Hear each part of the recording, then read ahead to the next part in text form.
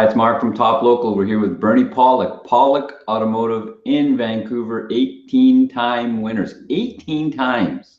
Come on. Best auto repair in Vancouver as voted by their customers. How are you doing, Bernie? Doing very well this morning. So, Audi S4. These are a fun little vehicle. This is a 2004 with the V8, and there was a drive belt change. What was going on with this vehicle? Well, the vehicle came to us for a couple of issues. Actually, the belt wasn't the major one. It was, but we'll talk about the belt anyways. But actually, this was a major issue. It came in with some smoke coming out under the hood, and the steering felt really stiff. And it turned out that the power steering rack had a severe leak, also one of the hoses as well. So we replaced that. So that was a very major amount of work in and of itself. But we're talking about the drive belt today. Basically, we're talking about the drive belt because there's a bit of complexity involved in changing it. I bet. This is a V8 crammed into basically a vehicle designed for a 4-cylinder engine on the platform. How did that work? Well, in order to get the it's very tightly fit. Actually, when you look down into the hood, you can barely see the drive belt. I mean, there's no room to even put a tool on it. It's wedged in extremely tightly. The clearance is probably like between the front pulleys of the engine and the radiator, maybe an inch, but no room to put any tools in. So what needs to be done to get the belt replaced? Oh, it's a very good question. So Audi has engineered in a solution, and basically what you do is you remove the front bumper of the vehicle, and then there's several bolts that move the rad support forward, and actually the hoses, coolant hoses, are all designed, and anything attached is designed to be flexed out a few inches so that you can actually get in and access the belt area. So we'll just share some photos at this point. Here's our S4, still nice looking wagon, practical, and certainly very peppy with the V8 engine in it. So there is a view looking straight down into the engine compartment. There's the pulleys with the belt off. It's not a large belt on this vehicle. It actually, this just drives the alternator and the AC compressor on the front. Power steering is driven off the back of the engine, which is another nightmare in and of itself. We won't get into that one today, but basically this is the actual, this is with the rad support moved forward so you can actually access the belt.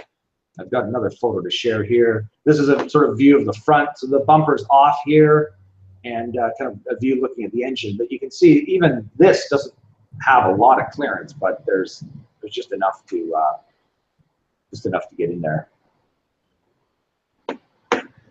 So I think that there's a lot of other services on this vehicle that need that same procedure. Is that right? Well, anything that requires work on the front of the engine will need that. And a lot of Audis with timing belts, you actually have to do this too. So some of the V6 models with timing belts, or even the 4 cylinders, you have to put it in the service position to pull the bumper off and slide it forward. I mean, on this vehicle too, if you need to get the alternator out, you've got to get that out. There's a lot of things that need to be done to do it. So I mean, it adds a fair bit of work to every job, but you know, it's what you get when you have an Audi. So I've driven an S4 and ridden in the V8 model. I've driven the V6 supercharged one, which is a later version of this. These things are little rockets. How are they for reliability? I'd call it a fair car. I mean, you know, Audis there's a few things that go wrong with these cars that are a little more than average. And once they get older, of course, you know, things will go wrong. I mean, the steering rack in this vehicle is a pretty expensive job based on the price of the part, and then there's a lot of labor involved to remove it as well. So they're complex vehicles. When things do go wrong, they cost a lot more to fix. They're generally pretty reliable, but you know, some things that come to my mind on various models, and I'm not saying this just specifically for the V8, but there are various models. There are things like crankcase breather issues, which are common on a lot of European cars. Ignition coils on Audi seem to die frequently, and they're actually one of the things that are pretty cheap to fix. The coils themselves are inexpensive, and the labor is really easy.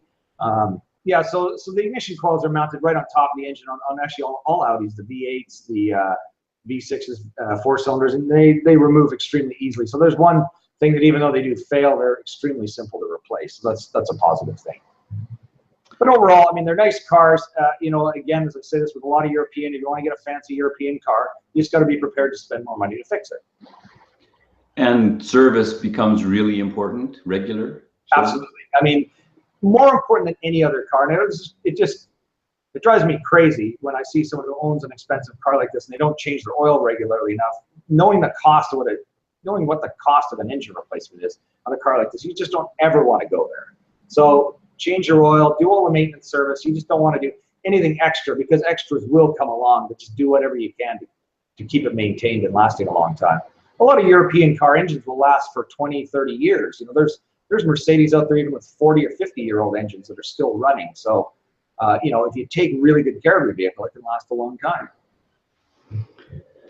So there you go. If you need service for your Audi A Series, S Series, whatever it is, guys to see in Vancouver, Pawlik Automotive, you can reach them at 604-327-7112 to book your appointment. You must book ahead, or check out their website, pawlikautomotive.com, or our YouTube channel.